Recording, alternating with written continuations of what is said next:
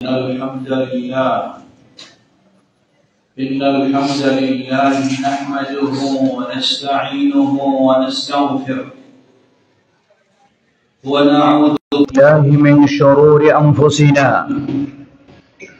ومن سيئات أعمالنا ومن يهده الله فلا مضل له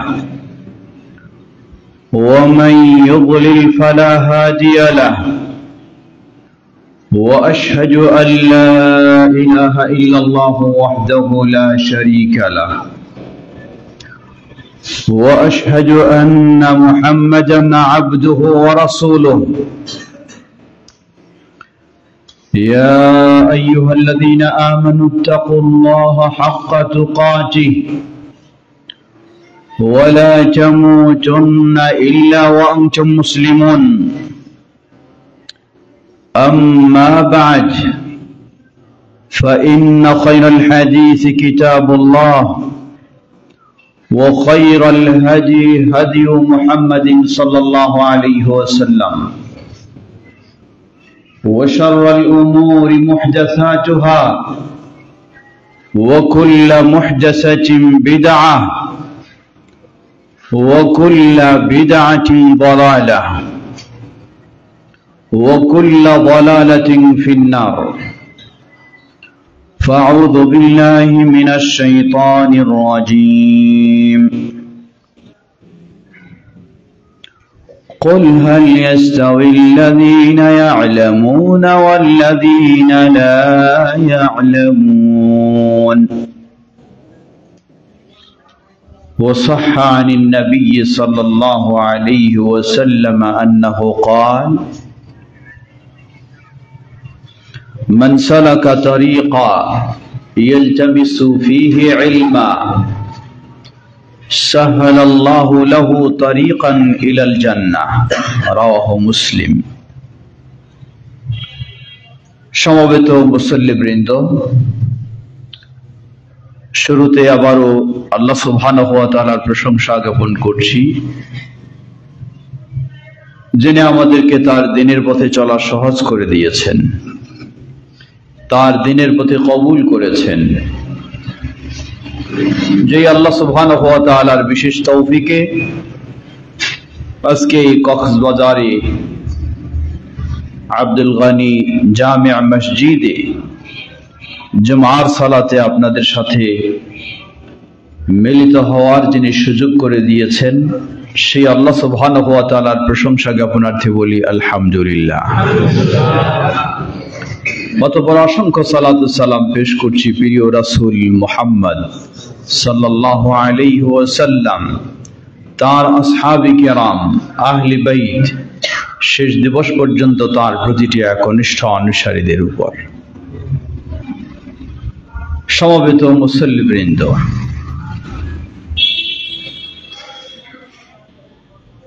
কিছুদিন আগেই আমরা গণনায় হিসাব করতাম 2024, তা পরিবর্তন হয়ে এখন হয়ে গেছে 2025। এভাবেই আমাদের জীবনটা বছরের পর বছর খুব দ্রুত শেষ হয়ে যাচ্ছে। খুব দ্রুত আমাদের জীবনটা আখিরাতের দিকে ধাবিত হচ্ছে। প্রতিটি মানুষের উচিত ভাবা, দুনিয়ায় আমি কখনো চিরস্থায়ী নই, দুনিয়ায় এসেছি, আবার নির্দিষ্ট সময় অতিক্রম করে আখিরাতের দিকে আমাকে ধাবিত হতেই হবে। কিন্তু আমার জীবন থেকে বছরের পর বছর চলে যাচ্ছে, আমি কতটুকু সেই আখিরাতের প্রস্তুতি নিয়েছি? আখিরাতে হয় জান্নাত নয় জাহান্নাম, আমি জান্নাতের পথকে কতটুকু সহজ করে নিয়েছি? আসলে কি জান্নাতের পথ আমার জন্য সহজ না আমার জন্য কঠিন? একটু ভাবা উচিত। কঠিন হলে আমি সহজের ব্যবস্থা করেছি কি না। আল্লাহ রাসূল সাল্লাল্লাহু আলাইহি ওয়াসাল্লাম বিভিন্ন ভাবে আমাদেরকে সুসংবাদ দিয়েছেন, জান্নাতের পথ সহজ করে নেওয়ার উপায় আমাদেরকে বলে দিয়েছেন। সে উপায়গুলির মাঝে একটি উপায় হলো সহিহ মুসলিমের হাদিস, মান সালাকা তারিকা ইয়ালতামিসু ফীহি ইলমা সাহালাল্লাহু লাহু তারিকান ইলাল জান্নাহ। রাওয়াহু মুসলিম। আল্লাহ রাসূল সাল্লাল্লাহু আলাইহি ওয়াসাল্লাম বলেন, যে ব্যক্তি পুরুষ হোক নারী হোক, ধনী হোক গরিব হোক, শিক্ষিত হোক অশিক্ষিত হোক, মান সালাকা তারিকা, এমন পথ অবলম্বন করবে, ইয়ালতামিসু ফীহি ইলমা, যেই পথে সে কোরআন এবং সুন্নাহর জ্ঞান অর্জন করবে। আল্লাহ রাসূল সাল্লাল্লাহু আলাইহি ওয়াসাল্লাম বললেন, এর প্রতিদান হলো সাহালাল্লাহু লাহু তারিকান ইলাল জান্নাহ, এর বিনিময়ে আল্লাহ তার জন্য জান্নাতের পথকে সহজ করে দেবেন। সমবেত মুসল্লিবৃন্দ, জীবনটা অনেক সময় অতিবাহিত হয়ে গেছে।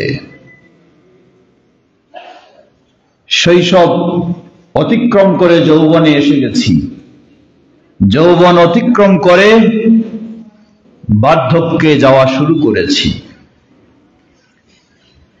কারো 20-30 বছর হয়ে গেছে, 40-50 বছর হয়ে গেছে, আরো বেশি হয়ে গেছে। আমি কি আমার জীবনে এই সুযোগটি নিতে পেরেছি? এটি তো অনেক সহজ। এটার জন্য তো পর্যাপ্ত কোনো টাকা পয়সার প্রয়োজন নেই, পর্যাপ্ত কোনো শক্তি বলের দরকার নেই। কিন্তু বছরের পর বছর অতীত হয়ে যাচ্ছে, আমি কি এই জান্নাত সহজ করে নেওয়ার পথটি কি আমি অবলম্বন করতে পেরেছি? হয়তো অনেকেই বলবো, না, এখনো পারিনি। কেন পারিনি?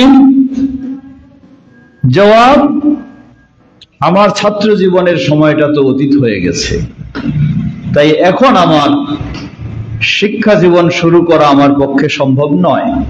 আমি কর্মজীবনে আছি, আমি হয় চাকুরি করি অথবা ব্যবসা বাণিজ্য করি, আমার পক্ষে তো সম্ভব নয়। বুঝলাম আপনার পক্ষে সম্ভব নয়। আপনার কলিজার টুকরা শিশু সন্তান 2025 সাল শুরু হওয়ার আগে থেকে আপনি নানাবিধ প্রস্তুতি নিচ্ছেন, কোন ভালো প্রতিষ্ঠানে আপনি তাকে নেবেন। আপনি কি তার জন্য একটু স্মরণ করেছেন যে জান্নাতের পথ যেন তার জন্য সহজ হয়, সেই ব্যবস্থাই নেই? জবাব, হয়তোবা আপনিও সেটি নিতে পারেননি। উন্নত উচ্চ শিক্ষার নামে বহু প্রতিষ্ঠান আপনি বেছে নিয়েছেন, কত টাকা পয়সার প্রয়োজন তাও আপনি প্রস্তুতি নিয়েছেন, কিন্তু আপনার সন্তান জান্নাতের পথে চলবে, জান্নাতি হবে, এই পথ আপনি নিজের জন্য বেছে নিতে পারেননি, আপনার সন্তানের জন্য আপনি বেছে নিতে পারেননি। সুতরাং আফসোস আর আফসোস, এর চেয়ে হতভাগা আর কে হতে পারে, যাকে আল্লাহ সুযোগ দিয়েছেন তারপরেও তিনি জান্নাতের পথকে হেলায় খেলায় তিনি ছেড়ে দিচ্ছেন, নিতে পারছেন না। আল্লাহ আমাদেরকে বিষয়টি ভালোভাবে উপলব্ধি করার তৌফিক দান করুন। আমরা যেন নিজের জন্য ও আমাদের কলিজার টুকরা সন্তানদের জন্য জান্নাতের পথকে আমরা বেছে নিতে পারি। আল্লাহ আমাদের তৌফিক দান করুন। সমবেত মুসল্লিবৃন্দ, ফিরে আসি। ইসলাম এমন একটি জীবন ব্যবস্থা যেখানে অন্ধের মতো কোনো ইবাদত করার সুযোগ নেই। ইসলাম আমাদেরকে নির্দেশ দেয়, কোরআন সুন্নাহর স্পষ্ট দলিলের আলোকে আমরা ইসলাম মেনে চলব। যখন এটি ইসলামের নির্দেশ, কোরআন সুন্নাহর স্পষ্ট দলিলের আলোকে আমাকে ইসলাম মেনে চলতে হবে। সুতরাং আমার জন্য তো অপরিহার্য, আমাকে শিক্ষা অর্জন করতেই হবে, না হলে কোরআন সুন্নাহর দলিলের আলোকেও আমার পক্ষে ইসলাম মেনে চলা সম্ভব হবে না। আজকে মানুষেরা ইসলামের নামেও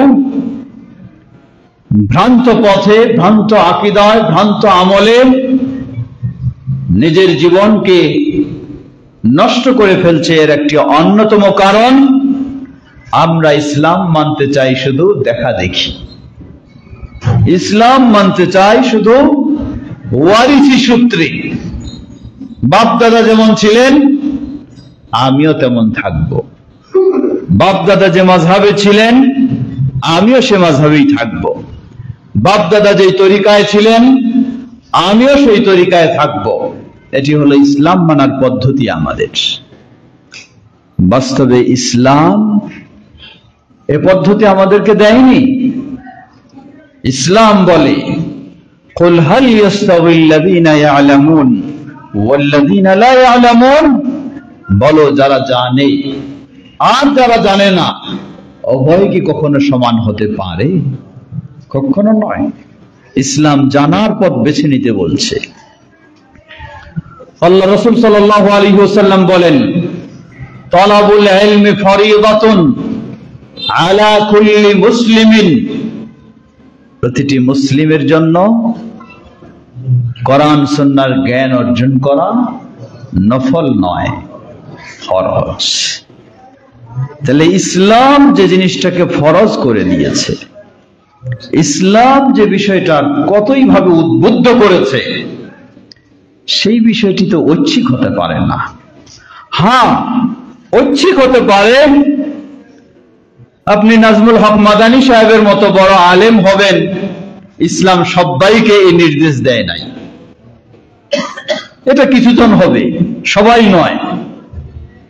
কিন্তু প্রতিটি মানুষকে অবশ্যই মৌলিক তার আকীদা, তার আমল, যা নিত্যদিনে প্রতিদিনে তাকে করতেই হবে, এটা যেন বিশুদ্ধভাবে হয়, এতটুকু জ্ঞান প্রতিটি মুসলিম নর নারীকে অবশ্যই অর্জন করতে হবে। এখানে ছাড় নেই। মদিনা ইউনিভার্সিটিতে গিয়ে পড়তে হবে সবাইকে, এটা ইসলাম নির্দেশ দেয়নি। হবে সবাইকে দাওরা হাদিস পাশ করতে হবে কোরআন সুন্নাহ নিয়ে, অথবা মাস্টার্স পাশ করতে হবে ইসলামিক স্টাডিজ নিয়ে বা আল কোরআন আল হাদিস নিয়ে। ইসলাম আপনাকে এটা বাধ্য করেননি, কিন্তু আপনি বাধ্য যাতে আপনার ব্যক্তিগত ঈমানটা, প্রতিদিনের ফরজ ইবাদতগুলি সঠিকভাবে পালন করতে পারেন, এতটুকু জ্ঞান অর্জন করা আপনি বাধ্য। এটি আপনার জন্য অপরিহার্য বিষয়।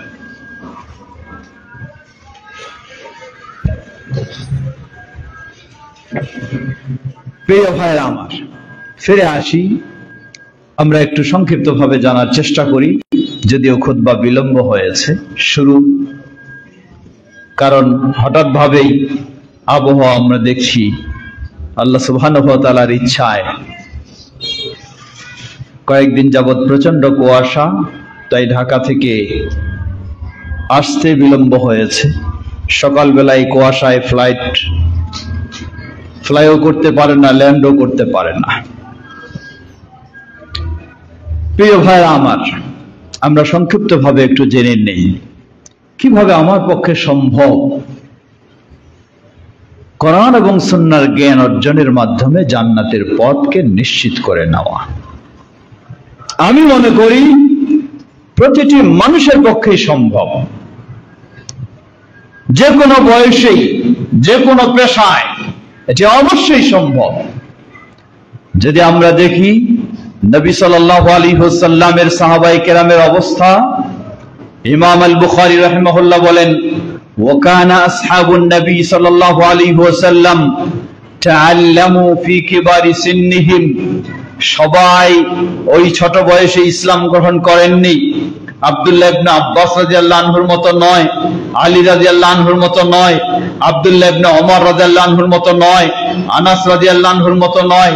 অনেকে ইসলাম গ্রহণ করেছেন তখন তার বয়স হলো 50 বছর। অনেকে ইসলাম গ্রহণ করেছেন তখন তার বয়স হলো 70-80 বছর। এমনকি ইসলাম গ্রহণ করেছেন বয়স তার 100 বছর।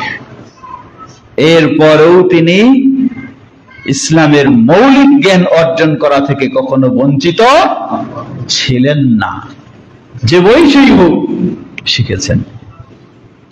এটি যদি সাহাবীদের জন্য সম্ভব হয়, আমরা তো তাদের এই উত্তরসূরি, তারা আমাদের পূর্বসূরি, তাহলে আমাদের তো তাদেরকে নমুনা হিসাবে যখন গ্রহণ করব, অবশ্যই আমাদের পক্ষেও সম্ভব। বিশেষ করে ছোট্ট একটি উদাহরণ, আপনি সাধারণ মানুষ, বেশি কিছু জানেন না। আগে বাটন ফোন মোবাইলটাও টিপতে জানতেন না। যখন আপনার হাতে বাটন ফোন এসে গেছে, আপনি সেটা শিখেছেন। বাটন ফোনের যুগ শেষ, এখন স্মার্টফোন, টাচ মোবাইল, কোথায় টাচ করলে কি আসে কি বের হয়, আপনি আর এই বলেন না যে আমি তো এটাও বুঝি না, এটাও আপনি বুঝে ফেলেছেন। সবকিছুই আপনি বুঝতে পারেন, তাহলে ইসলামের বিষয়গুলি আপনি বুঝতে পারবেন না কেন? সেখানে যেমন আপনি মনে করেছেন এটা ছাড়া চলবে না এই যুগে, এটা আমাকে শিখতেই হবে, তাই আপনি শিখে ফেলেছেন। এই চিন্তাটা আপনি ইসলামের বিষয় নিয়ে আসেন, যে ইসলামের মৌলিক বিষয়গুলি না জানলে আমার কোনো উপায় নাই, জানতেই হবে। যেমন সাহাবায়ে কেরামগণ মনে করেছেন, তাদের বৃদ্ধ বয়সেও তারা দ্বীন শেখার সুযোগ পেয়েছেন। আপনিও যদি ওই মানসিকতা নিয়ে আসতে পারেন, তাহলে আপনার পক্ষেও সম্ভব হবে, ইনশাআল্লাহ, অবশ্যই সম্ভব হবে। প্রিয় ভাইরা আমার, আল্লাহ রাসূল সাল্লাল্লাহু আলাইহি ওয়াসাল্লাম বলেন, মান সালাকা তারিকা ইয়ালতামিসু ফীহি ইলমা সাহালাল্লাহু লাহু তারিকান ইলাল জান্নাহ। যে ব্যক্তি এমন পথ অবলম্বন করবে যাতে কোরআন এবং সুন্নাহর জ্ঞান অর্জন করবে, এর বিনিময়ে আল্লাহ সুবহানাহু ওয়া তাআলা তার জন্য জান্নাতের পথকে সহজ করে দেবেন। আল্লাহ আমাদের এই পন্থা অবলম্বন করার তৌফিক দান করুন। কিভাবে হতে পারে একটু পরামর্শ দিতে চাই। মনে রাখবেন, আল্লাহ সুবহানাহু ওয়া তাআলা আপনাকে প্রতিদিন 24টি ঘন্টা দিয়েছেন। আমি আপনাকে দিয়েছেন। তিনি আপনার আমার জীবন মরণের মালিক। আমাকে জীবিত রেখেছেন, তাই আমি জীবিত আছি। আমার মৃত্যু দিলে কোনো করার কিছু নেই। সব ব্যস্ততা ছেড়ে দিয়ে আমাকে বিদায় নিতেই হবে, যেই বয়সেই হই, যত ব্যস্তই আমি থাকি না কেন। সুতরাং যে আল্লাহ আপনাকে 24টি ঘন্টা সময় দিলেন, এই 24 ঘন্টা পেয়ে আপনি আপনার অফিস করেন, আপনার ব্যবসা করেন, আপনার সংসার চালান, আপনি ঘুমান, বিশ্রাম নেন, খাওয়া দাওয়া করেন, সময় পেলে চা স্টলে একটু সময় কাটানোর জন্য যান। সময় কাটানোর জন্য যান মানে কি? এত আপনার সময় কাটে না, এই সময়টা নষ্ট করার জন্য আপনি যান। আর এখন তো চা স্টলে যাওয়ার দরকার হয় না, সময় পেলে হাতের মধ্যে আপনি সময়টাকে কাটান। হাতের মধ্যে কাটান মানে মোবাইল, ফেসবুক দেখে, এই দেখে সেই দেখে আপনি সময় কাটাচ্ছেন। ঘন্টার পর ঘন্টা আপনি মোবাইল নিয়ে ফেসবুক দেখতে পারেন, কিন্তু আপনাকে যদি বলা হয় এই মোবাইলে আপনি 10 মিনিট কোরআন শুনুন, আপনার সময় নাই। যদি বলা হয় এই মোবাইলে 10 মিনিট আপনি একটা লেকচার শুনুন, আপনি বলবেন আমার সময় নাই। কিন্তু আবার এই মোবাইলেই আপনি ঘন্টার পর ঘন্টা সময় দিতে পারেন। আল্লাহকে ভয় করুন। আল্লাহ সুবহানাহু ওয়া তাআলা আপনাকে সুস্থ রেখেছেন, তাই 24টা ঘন্টা আপনি কাজে লাগাতে পারছেন। আপনার মতো কত সুস্থ মানুষ বিছানায় পড়ে আছে, অফিস বন্ধ, ব্যবসা বন্ধ, সংসার বন্ধ, নিজে টয়লেট বাথরুম পর্যন্ত যেতে পারে না। কিন্তু আল্লাহ সুবহানাহু ওয়া তাআলা আপনাকে সুস্থ রেখেছেন। 24টা ঘন্টা আল্লাহ আপনাকে কাজে লাগানোর সুযোগ করে দিয়েছেন। আপনি কি একটু ভাববেন না যে আল্লাহ রাব্বুল আলামিন আপনাকেও তো ওই অচল ব্যক্তিটার মতো করে দিতে পারেন। বলবো হ্যাঁ ভাবি। জবাব যদি আপনি ভাবেন, তাহলে 24 ঘন্টার মধ্যে আল্লাহর দ্বীন জানার জন্য কয় ঘন্টা আপনি বাজেট করেছেন? আল্লাহর দ্বীন শিখার জন্য কয় ঘন্টা আপনি বাজেট করেছেন? বুঝলাম আপনি ব্যস্ত মানুষ, আপনার অফিস আছে, ব্যবসা আছে, আপনার পক্ষে 5-7 ঘন্টা বাজেট করা সম্ভব নয়। কিন্তু আপনার পক্ষে কি 1টি ঘন্টা প্রতিদিন কোরআন সুন্নাহর জ্ঞান অর্জনের জন্য বাজেট করা সম্ভব নয়? অবশ্যই সম্ভব, অবশ্যই সম্ভব। আপনার যত ব্যস্ততা থাকুক না কেন, যিনি খেল প্রিয়, সেই বিশ্বকাপ ক্রিকেট খেল যদি হয় আর অমুক হয়, সব ব্যস্ততার মধ্যেও আপনি কি করেন? ঘন্টার পর ঘন্টা টিভি স্ক্রিনের সামনে বসে থাকার আপনি সময় বের করতে পারেন। কে আপনি? আপনার মতো মানুষ শত ব্যস্ততার মধ্যেও যদি ওই বিশ্ব ক্রিকেট ও মুক্তমুখ, যেগুলি হারাম কোন মুসলিমের জন্য এর পিছনে সময় ব্যয় করা বৈধ নয়, সেটা যদি আপনি ঘন্টার পর ঘন্টা বের করতে পারেন, তাহলে আল্লাহর দ্বীন জানার জন্য, যে কারণে আপনি জান্নাতের পথকে সহজ করে নিতে পারবেন, এজন্য আপনি সময় বের করতে পারবেন না, নিশ্চয়ই আপনি কখনো সৌভাগ্যবান হওয়ার আশা করতে পারেন না। অবশ্যই পারবেন। আপনার মতো মানুষ অন্য কাজে যখন বের করতে পারে, এটাতেও আপনি বের করতে পারবেন। প্রয়োজন একটু মানসিকতা পরিবর্তনের, প্রয়োজন একটু সচেতনতার, প্রয়োজন একটু সদিচ্ছা, প্রয়োজন একটু আল্লাহ ভীতি ও আল্লাহ ভালোবাসা বৃদ্ধি করার। আপনি আল্লাহ ভালোবাসা বৃদ্ধি করুন, তাহলে আপনার পক্ষে আল্লাহর পথে সময় দেওয়াটা অবশ্যই সহজ হবে ইনশাআল্লাহ।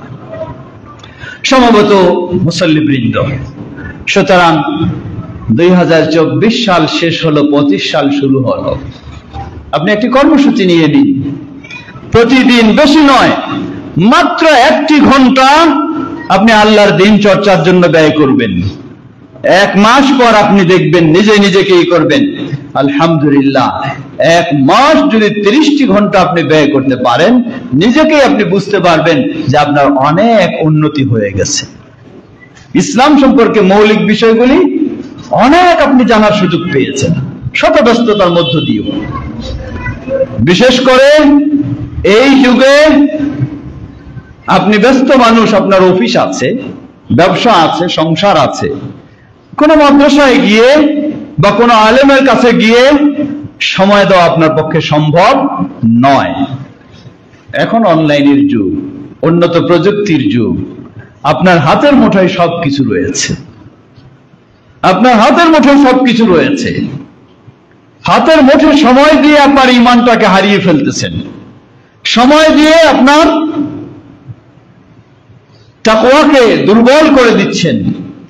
জিনিসটাকে চেঞ্জ করে ফেলুন।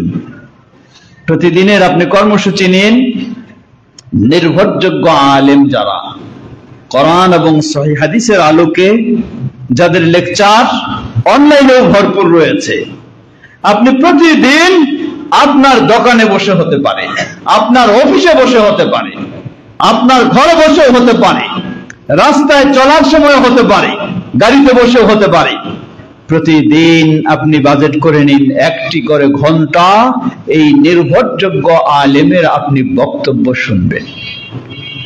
এতে কয়েকটি দিক। প্রথম, আপনি এই পথ অবলম্বন করেছেন দ্বীন শিখার জন্য। আল্লাহ রাসূল সাল্লাল্লাহু আলাইহি ওয়াসাল্লাম সুসংবাদ দিয়েছেন, মান সালাকা তারিকা ইয়ালতামিসু ফীহি ইলমা সাহালাল্লাহু তারিকান ইলাল জান্নাহ। যে ব্যক্তি দ্বীনি জ্ঞান অর্জন করার পথ অবলম্বন করবে, আল্লাহ তার জন্য জান্নাত এর পথ সহজ করে দেবেন। এটি আপনার জন্য প্রযোজ্য হবে ইনশাআল্লাহ। আপনার পক্ষে সম্ভব এই পন্থা অবলম্বনের মাধ্যমে জান্নাতের পথকে সহজ করে নেওয়া। আপনি বয়স্ক মানুষ, অসুবিধা নেই, কর্মজীবী মানুষ, অসুবিধা নেই, বহু ব্যস্ত মানুষ, অসুবিধা নেই, যেখানেই থাকবেন সেখানেই সম্ভব। দ্বিতীয়, এটি যখন আপনি কন্টিনিউ করতে পারবেন, ইনশাআল্লাহ আপনি আর ইসলামের মৌলিক বিষয়গুলি সম্পর্কে অজ্ঞ থাকবেন না, অজানা থাকবেন না। মৌলিক বিষয়গুলির জ্ঞান আপনার অর্জন করা অবশ্যই সম্ভব হবে, যার ফলে আপনার ইবাদতগুলি তৃপ্তি সহকারে ইবাদত করতে পারবেন, ইয়াকিনের সাথে আপনি ইবাদত করতে পারবেন। অতএব একাধিকভাবে জান্নাতের পথকে আপনি সহজ করে নিতে পারবেন ইনশাআল্লাহ। আল্লাহ আমাদের সকলকে জান্নাতের পথ সহজ করে নেওয়ার পথে অগ্রসর হওয়ার তৌফিক দান করুন। ওয়া আখিরু দাওয়ানা আনিল হামদুলিল্লাহি রাব্বিল আলামিন ওয়া সাল্লাল্লাহু তাআলা নবিনা মুহাম্মদ ওয়া আলা আলিহি ওয়া সাহবিহি।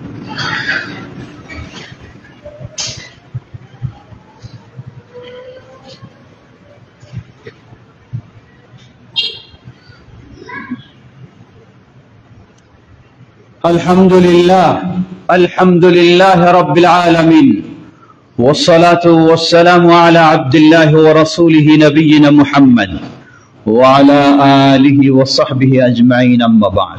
সমবেত মুসল্লিবৃন্দ, আমাদের পর্ব সম্পর্কে একটি পরামর্শ থাকলো। আসতে চাই আমাদের কলিজার টুকরা শিশু সন্তানদের বিষয়ে।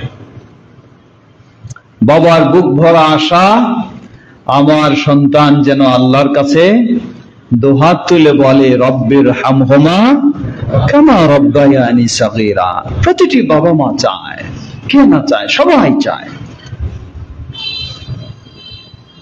সন্তানকে যখন আমি চাইবো তার মুখ দিয়ে বের হোক আমার জন্য রব্বির হামহুমা কামা রব্বায়ানি সাগীরা, এটি তো এমনি বের হবে না। এজন্য আমাকে কিছু কৌশল অবলম্বন করতে হবে, কিছু আমাকে সেই সন্তানকে গড়ে তোলার ব্যবস্থা নিতে হবে। আজকে নতুন শিক্ষাবর্ষে আমরা আমাদের সন্তানদেরকে উচ্চ শিক্ষিত করার জন্য কোথায় ইংলিশ মিডিয়াম আর কোথায় কি মিডিয়াম রয়েছে সব খুঁজে বেড়াতে পারি, কিন্তু আমরা কি একটু খুঁজেছি যে আমার সন্তানকে রব্বির হামহুমা কামা রব্বায়ানি সাগীরা শিক্ষা না দিলে তার মুখ থেকে তো বের হবে না, তাহলে কিভাবে তাকে এটি শিক্ষা দেব? কয়জন এটি একটু চিন্তা করেছি?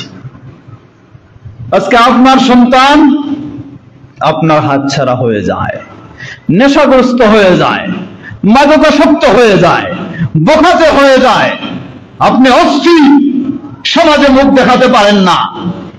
কিন্তু কেন হলো আপনার সন্তান এই পথে? কিভাবে এই কাজে আপনার সন্তান জড়িয়ে গেল? একটু নিজেকে ভাবুন, নিজেকে চিন্তা করুন। আল্লাহ রাসূল সাল্লাল্লাহু আলাইহি ওয়াসাল্লাম বললেন, কুল্লু মাউলুদিন ইউলাদু আলাল ফিতরা ফাআবাওয়াহু ইউহাউদানি আও ইউনাসসিরানি আও ইউমাজ্জিসানি। প্রতিটি শিশু সন্তান ইসলামী আদর্শের উপরেই জন্ম লাভ করে। আলহামদুলিল্লাহ, এটি আল্লাহর একটি বিরাট নেয়ামত। প্রতিটি সন্তান হিন্দুর ঘরে জন্ম লাভ করলেও ইসলামী আদর্শের উপরে, খ্রিস্টানের ঘরে জন্ম লাভ করলেও ইসলামী আদর্শের উপরে। বলবেন কিভাবে? কারণ আমরা যখন রূহ জগতে ছিলাম, আল্লাহ সুবহানাহু ওয়া তাআলা তখন আমাদের কাছ থেকে স্বীকৃতি নিয়েছেন, আলাস্তু বিরাব্বিকুম, আমি কি তোমাদের রব নই? আমরা সবাই আল্লাহর কাছে স্বীকৃতি দিয়েছি যে হ্যাঁ আল্লাহ আপনি আমাদের রব। রূহ জগতে সবাই মুসলিম ছিল, সবাই আল্লাহতে বিশ্বাসী ছিল। ওই ঈমানের উপরেই পৃথিবীতে আগমন ঘটে। তাই হিন্দুর ঘরে আগমন ঘটলেও সেই শিশু সন্তান ইসলামী আদর্শের উপরেই। আল্লাহ রাসূল সাল্লাল্লাহু আলাইহি ওয়াসাল্লাম বললেন, ফাআবাওয়াহু ইউহাউদানি, অতঃপর বাবা মা ওই ইসলামী আদর্শের উপরে থাকা শিশু সন্তানকে ইহুদি বানায় ফেলে বাবা মা। আও ইউনাসসিরানি, অথবা বাবা মা সেটাকে খ্রিস্টান বানিয়ে ফেলে। আও ইউমাজ্জিসানি, অথবা বাবা মা অগ্নি পূজক বানিয়ে ফেলে। আজকে যদি আমরা লক্ষ্য করি, ইহুদি সত্যি তিনি তার সন্তানকে ইহুদি বানায়, হিন্দু তার সন্তানকে হিন্দুই বানায়, খ্রিস্টান তার সন্তানকে খ্রিস্টানই বানায়। কিন্তু আফসোসের বিষয়, মুসলিম তার সন্তানকে মুসলিম বানাচ্ছে না। মুসলিম তার সন্তানকে হয় ইহুদির মতো বানায়, হয় খ্রিস্টানের মতো বানায়, অথবা নাস্তিকের মতো বানাচ্ছে। মুসলিম তার সন্তানকে মুসলিম বানাচ্ছে না। তাহলে লক্ষ্য করুন, ইহুদি বাবা তার সন্তানের প্রতি তার দৃষ্টিকোণ থেকে ইনসাফ করেছে, বেইনসাফ করেননি। কিন্তু মুসলিম বাবা মা হয়ে আপনি আপনার সন্তানের প্রতি বেইনসাফ করেছেন, আপনার সন্তানের প্রতি আপনি জুলুম করেছেন, আপনার সন্তানের প্রতি আপনি অবিচার করেছেন। আপনার সন্তানের আপনার কাছে চাওয়া পাওয়া ছিল আপনি মুসলিম বাবা মা সন্তানকেও মুসলিম হিসাবে আপনি গড়ে তুলবেন, কিন্তু আপনি সন্তানকে মুসলিমের মতো গড়ে তুললেন না, তুললেন তাকে ইহুদির মতো, অথবা খ্রিস্টানের মতো, অথবা নাস্তিকের মতো, যার ফলাফল আখিরাত তো দূরের কথা, দুনিয়াতেও আপনি ভোগ করছেন। আজকে এই সন্তান যখন অমুসলিমদের কালচারে গড়ে উঠে, পাশ্চাত্যের কালচারে গড়ে উঠে, এই সন্তান বড় হয়েই সর্বপ্রথম বাবা মাকেই ঘর থেকে বাইর করে দেয়। কারণটা কি? আপনি তো করেছেন, আপনি তাকে এরকম করেছেন। যদি আপনি মুসলিম সন্তানের মতো গড়তেন, তার ভিতরে আল্লাহর ভয় থাকতো, আখিরাতের ভয় থাকতো, তাহলে মুসলিম সন্তান কখনো বাবা মাকে ঘর থেকে বাইর করতে পারে না। ইসলামের অনুমতি নেই, ইসলামের নির্দেশ বাবা মার বয়স যত বৃদ্ধ হবে, ইসলামের নির্দেশ সন্তান ততই বাবা মার প্রতি আরো বেশি সদাচরণ করবে, এটা ইসলামের নির্দেশ। তাহলে আফসোস, আজকে আমরা কোন দিকে ধাবিত হচ্ছি? সুতরাং 2025 সালের শুরুতে অনলাইনের যুগে বিশ্বব্যাপী প্রতিটি মুসলিমকে স্মরণ করে দিতে চাই, আপনি আপনার সন্তানকে আপনার মতো গড়ে তোলার চেষ্টা করুন। আপনার সন্তান সত্যি আপনার জন্য মহাসম্পদ হবে কখন? যখন আপনার সন্তান আপনার জন্য বলবে আল্লাহর কাছে রব্বের হামহুমা কামা রব্বায়ানি সগীরা, তখন আপনার সন্তান আপনার জন্য মহাসম্পদ। আপনার সন্তান কোন দেশের প্রেসিডেন্টও হতে পারে, প্রধানমন্ত্রী হতে পারে, কিন্তু তার মুখ দিয়ে যদি বাবা মার জন্য আল্লাহর কাছে একটু দোয়াও না বের হয়, ওই সন্তান আপনার জন্য সম্পদ নয়, না দুনিয়াতে না আখিরাতে। আল্লাহ রাসূল সাল্লাল্লাহু আলাইহি ওয়াসাল্লাম বলেন, ইযা মাতাল ইনসান ইনকাতা আনহু আমালুহু ইল্লা মিন সালাসাতিন সাদকাতিন জারিয়াতিন আও ইলমিন ইউনতাফা বিহি আও ওয়ালাদিন সালিহিন ইয়াদউ লাহু। বেঁচে আছি, সালাত আদায় করি, সওয়াব পাই, সিয়াম পালন করি, সওয়াব পাই, তেলাওয়াত করি, সওয়াব পাই। রূহ যখন বের হয়ে যাবে, সালাতও নেই, সিয়ামও নেই, তেলাওয়াতও নেই, সব বন্ধ। আল্লাহ রাসূল সাল্লাল্লাহু আলাইহি ওয়াসাল্লাম বললেন, এই হাদিসে তিনটি পথ বললেন, জীবদ্দশায় যদি ওই তিনটি পথ করে যেতে পারি, তাহলে মৃত্যুর পরেও আমার কবরে এই তিন পথের মাধ্যমে সওয়াব জমা হতে থাকবে। সুবহানাল্লাহ। মৃত্যুর পরে প্রথম সাদাকা জারিয়া। সাদাকা জারিয়া, আমার জীবদ্দশায় এমন ভালো কাজ করেছি, কিন্তু সেই ভালো কাজ চলমান রয়েছে, আর আমি বিদায় নিয়ে চলে গেছি, তাই তার সওয়াব আমি মৃত্যুর পরেও পেতে থাকবো। এই সাদকা জারিয়া আমরা বলে থাকি, সেটি হলো সবচেয়ে বড় হলো মসজিদ, অতঃপর কোন দ্বীনি শিক্ষা প্রতিষ্ঠান। তবে স্মরণ করে দিতে চাই, আপনার সামনে অগণিত অসংখ্য মসজিদ রয়েছে,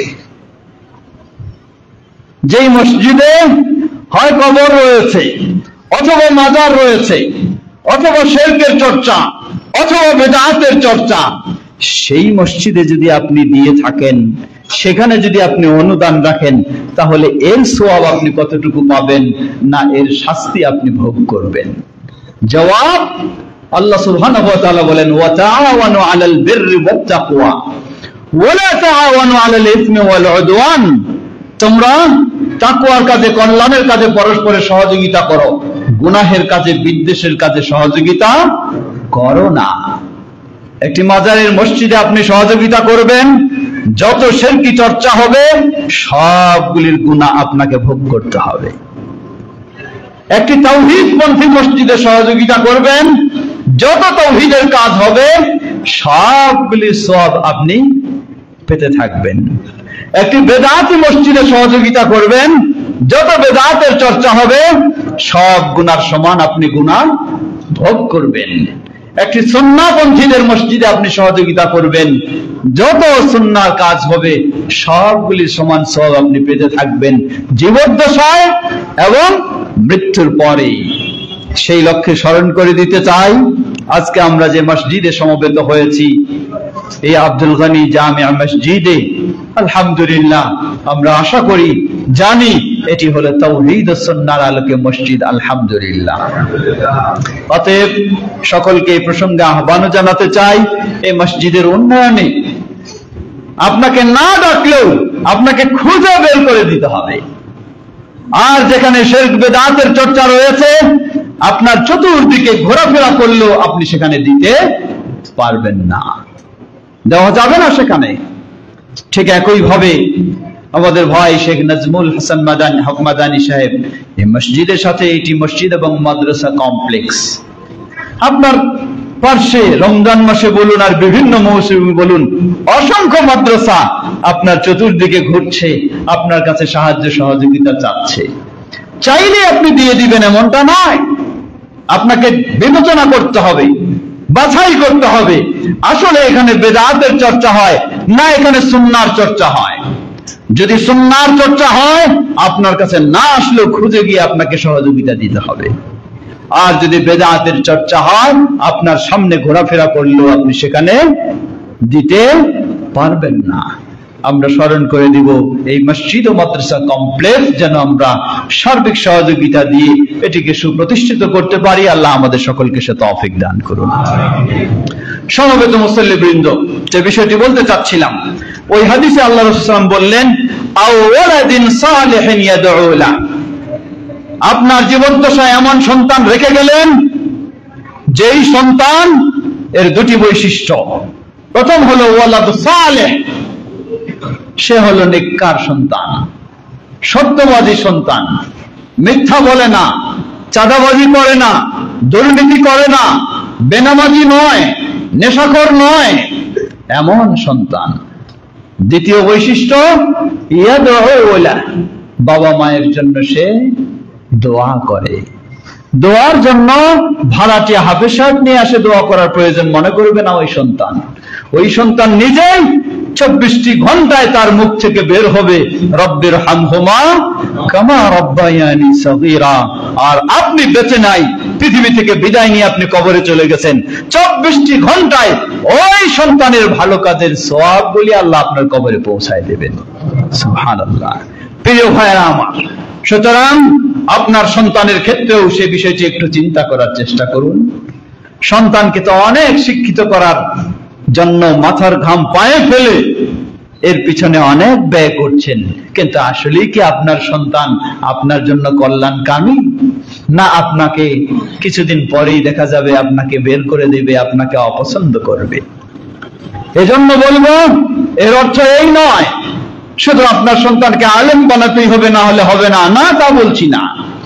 আপনার সন্তানকে ডাক্তার বানানো অসুবিধা নেই, ইঞ্জিনিয়ার বানানো অসুবিধা নেই, কিন্তু অবশ্যই তাকে মৌলিক ইসলামের শিক্ষা তাকে দিতেই হবে।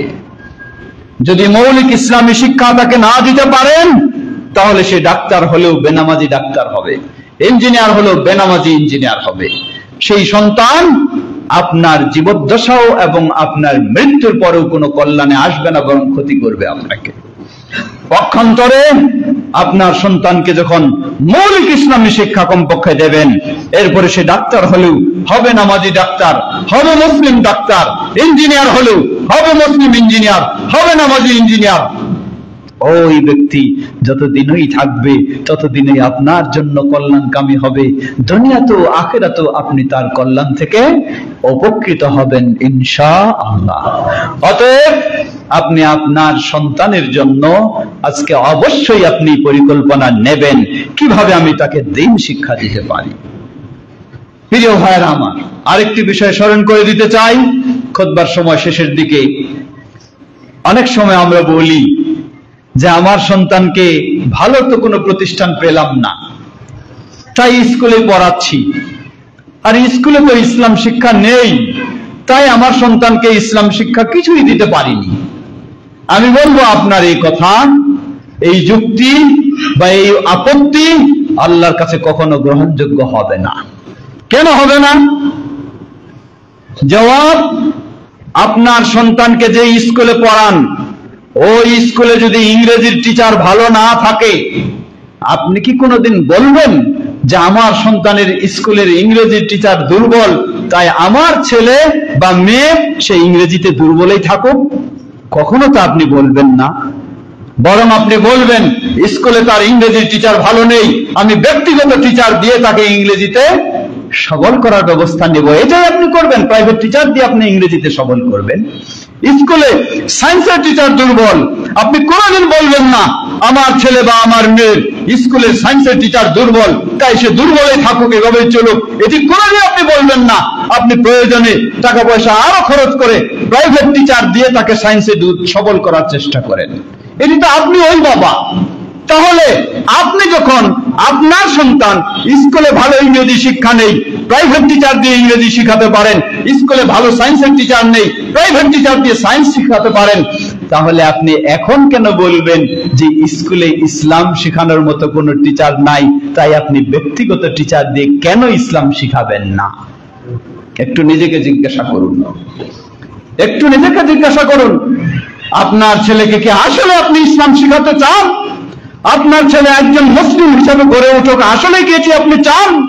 যদি চাইতেন তাহলে অন্য সাবজেক্টে সবল করার জন্য যেমন ব্যবস্থা নিয়েছেন, স্কুলে ব্যবস্থা নাই, ব্যক্তিগত ব্যবস্থা নিয়েছেন, তাহলে স্কুলে ইসলাম শেখানোর ব্যবস্থা নেই, ব্যক্তিগত টিচার রেখে তাকে ইসলাম শেখানোর ব্যবস্থা আপনাকে নিতে হবে। এটা হলো সন্তানের প্রতি আপনার ইনসাফ, সন্তানের প্রতি এটি হলো আপনার সুবিচার।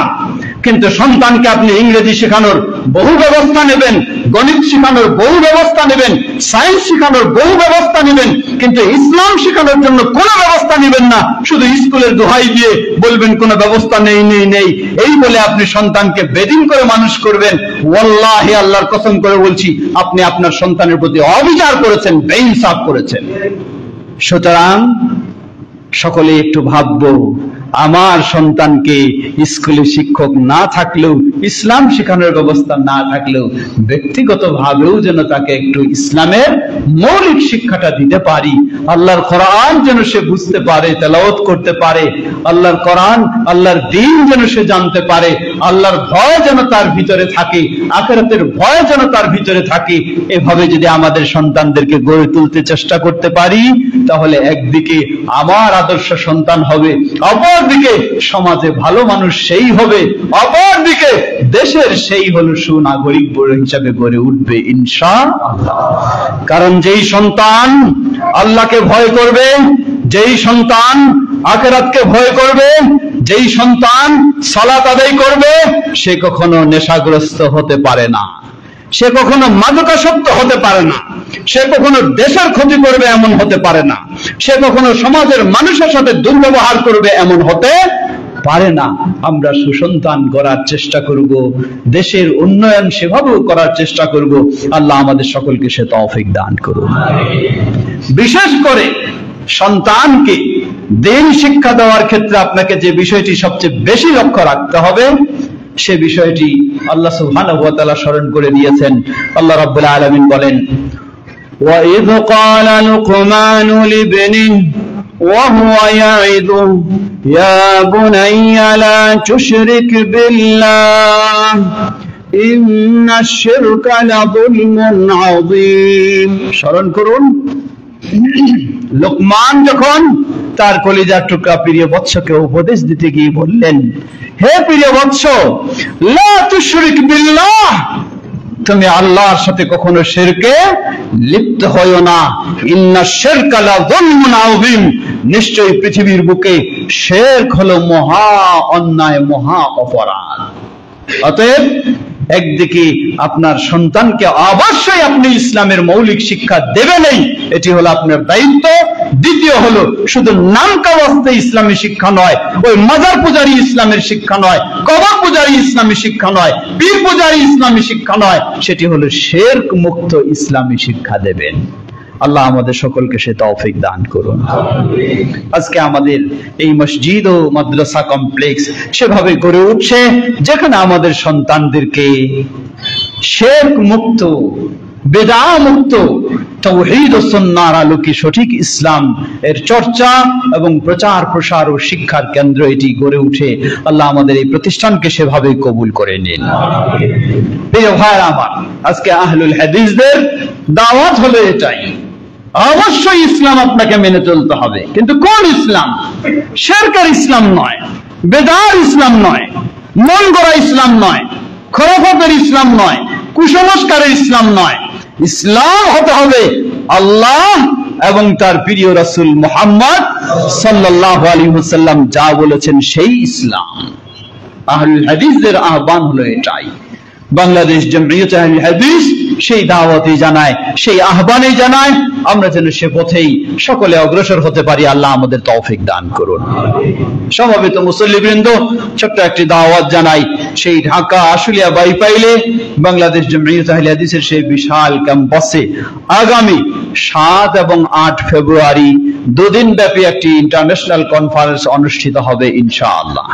যে ইন্টারন্যাশনাল কনফারেন্সে বিশ্বের বিভিন্ন দেশ থেকে ইসলামী স্কলারগণ আসবেন।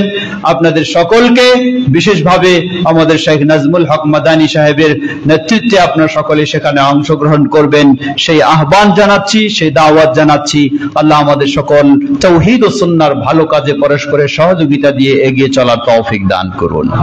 আমাদের এই সুন্দর কমপ্লেক্সকে যেন আমরা আরো সার্বিক সহযোগিতা দিয়ে এগিয়ে চলতে পারি, এগিয়ে নিতে পারি। আল্লাহ আমাদের সকলকে সে তৌফিক দান করুন। ইবাদাল্লাহ রাহিমাকুমুল্লাহ, আল্লাহুম্মা সাল্লি আলা মুহাম্মদ ওয়া আলা আলি মুহাম্মদ কামা সাল্লাইতা আলা ইব্রাহিম ওয়া আলা আলি ইব্রাহিম ইন্নাকা হামিদুম মাজিদ। আল্লাহুম্মা বারিক আলা মুহাম্মদ ওয়া আলা আলি মুহাম্মদ কামা বারাকতা আলা ইব্রাহিম ওয়া আলা আলি ইব্রাহিম ইন্নাকা হামিদুম মাজিদ। আল্লাহুম্মা ওয়াদি আনিল খুলাফায়ে আর-রাশিদিন وعن سائر أصحاب نبيك الكريم. اللهم أعز الإسلام والمسلمين واخذل الكفرة والمشركين ودمر ديارهم. يا الله আমাদের দেশ সহ পৃথিবীর সর্বত্র ইসলাম ও মুসলিমকে সমুন্নত করুন। আমাদের দেশকে ইসলামের আলোকে চলার তৌফিক দান করুন। আমাদের দেশের সকল স্তরের মানুষকে কোরআন ও সহিহ হাদিসের আলোকে ইসলামের পথে আল্লাহ হেদায়েত দান করুন। আমাদের এই দেশকে সকল ভিতরের ও বাইরের ষড়যন্ত্র থেকে আল্লাহ হেফাজত করুন। আমাদের ইসলামের পথে চলার পরিবেশকে আল্লাহ আরো সুন্দর করে দিন। বিশ্বব্যাপী নির্যাতিত মাজলুম মুসলিমদেরকে আল্লাহ হেফাজত করুন। আমাদের মাঝে যারা উপস্থিত অনুপস্থিত অনেকে অসুস্থ রয়েছেন, কয়েক ভাই খুব গুরুতর অসুস্থ, ওপেন হার্ট সার্জারি হয়েছে, হাসপাতালে রয়েছেন, দোয়াও চেয়েছেন। আল্লাহ সকল অসুস্থদেরকে পরিপূর্ণ সুস্থতা দান করুন। যারা বিপদগ্রস্ত, আল্লাহ তাদেরকে বিপদ থেকে মুক্তি দান করুন। আমরা যেন আমাদের জীবনটাকে জান্নাতের পথে পরিচালিত করতে পারি, আমাদের সন্তানদেরকেও সে আলোকে গড়ে তুলতে পারি। আল্লাহ আমাদের সকলকে সে তৌফিক দান করুন। আজকে যে জামে মসজিদে আমরা সুন্দরভাবে সালাত আদায় করছি, আল্লাহ এই মসজিদকে কবুল করে নিন। যিনি এর পিছনে অবদান রেখেছেন, আমাদের আব্দুল গনি সাহেব যিনি জায়গা দিয়েছেন, আমাদের শেখ নাজমুল হক মাদানী সাহেব যিনি সব সার্বিক তত্ত্বাবধানে পরিচালনা করছেন, আল্লাহ তাদের সকলকে এর বিনিময়ে জান্নাতুল ফেরদাউসে অট্টালিকা দান করুন। আমরাও যেন সবাই এর পিছনে ভূমিকা রেখে সহযোগিতা দিয়ে আমরাও জান্নাতে আমাদের স্থান করে নিতে পারি। আল্লাহ আমাদের সকলকে সে তৌফিক দান করুন। সুবহানাকাল্লাহুম্মা ওয়া বিহামদিকা আশহাদু আল্লা ইলাহা ইল্লা আনতা আস্তাগফিরুকা ওয়া আতুবু ইলাইক।